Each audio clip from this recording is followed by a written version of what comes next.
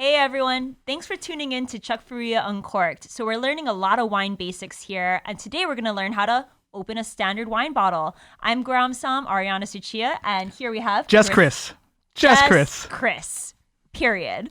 So Just Chris, period, is going to teach us how to open a standard bottle of wine. See, now that sounds weird. Well, you're weird, so we'll get used to it. But something that's not weird and something that every server knows is our basic wine key. So Chris, why don't you take us through the basic functions and parts of a wine key? Sure. As you can see here, wine keys come in all shapes and sizes. And it's not just a double handle rabbit that your grandma has when you go over for Thanksgiving, right? These are probably the most effective ones. And they consist basically of 4 parts. First, you have your knife, which is used to open the foil. Next, you have your lever, which is used to give you traction on the bottle. So this is a single hinge. Mine in my hand is a double hinge, as you can see here. Or Cheetahs. I'm just joking. That's one of my favorites to use, These actually. are my baby training wheels. No, that's my favorite to use. I wanted to bring up the fancy one. And I also realized that I still haven't cut my nails. Perfect. I play string instruments, sort of. That's my excuse. Next we have... Oh, Just Chris, period. Well, we have the handle too, right? Which basically connects everything together. And then finally, the all-important worm. Which screws into the cork. Awesome. So this is really important to know because of leverage. Can you explain a little bit about that? I forget who said it. Was it Archimedes that said, give me a lever and I can lift the world? Oh. Yeah, that's basically what it is. I mean, corks are there for many reasons, right? It's to prevent spoilage and to allow for a little bit of microoxidation to have the wine age in a little bit. But I think that it's so romantic. Like, corks are not necessarily the best way to keep wine safe. You know, there's this thing called TAC or TCA, trichloroanisole. Or cork taint. Cork taint, which basically affects... smells like moldy cardboard, by the way. Yeah, and it affects more wines than we absolutely think.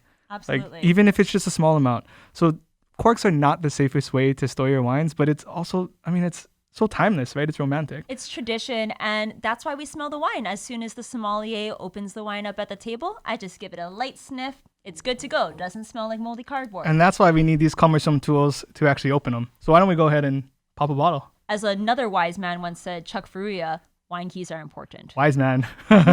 Let's go ahead and open up that bottle.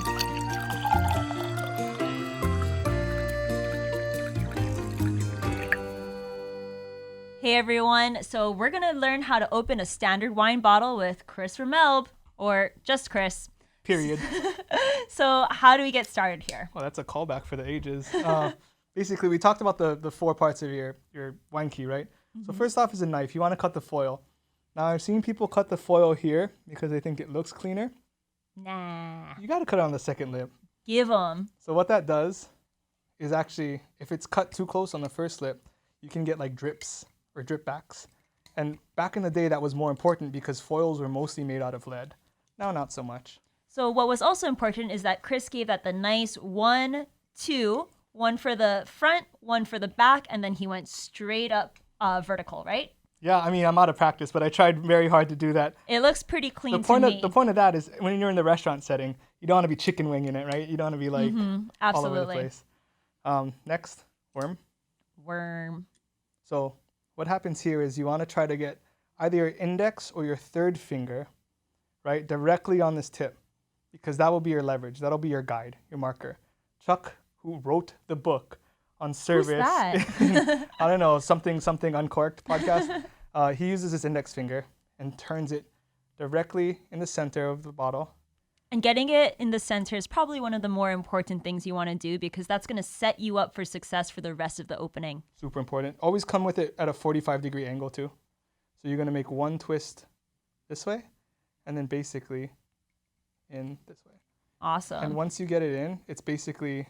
And he has that pretty nice and straight up there. And from there, it shouldn't be too hard. It shouldn't be too easy. It's just a nice, steady twist of the worm. And here is the next important part is, let me get that here. Try to have this be as straight as possible. Absolutely. First take, mine's a little crooked. It's not as straight as possible. We can't all be Chuck Faria. We can't all, thank God for that, right? And then for me, I have insanely small hands.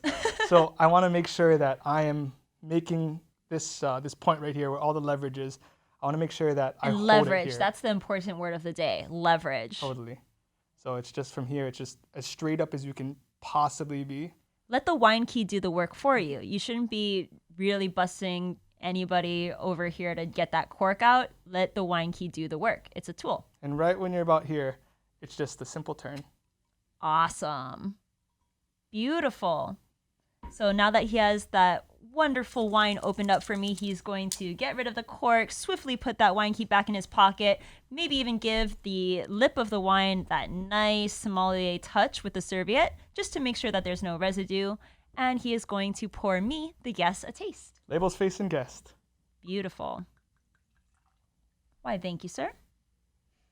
That smells clean and no cork taint, no moldy cardboard present. No wet dog. No wet dog. So let's go ahead and get that full glass. Beautiful. That's about it. So Easy. cheers, everyone. Go ahead and open your wines. And drink it, more importantly.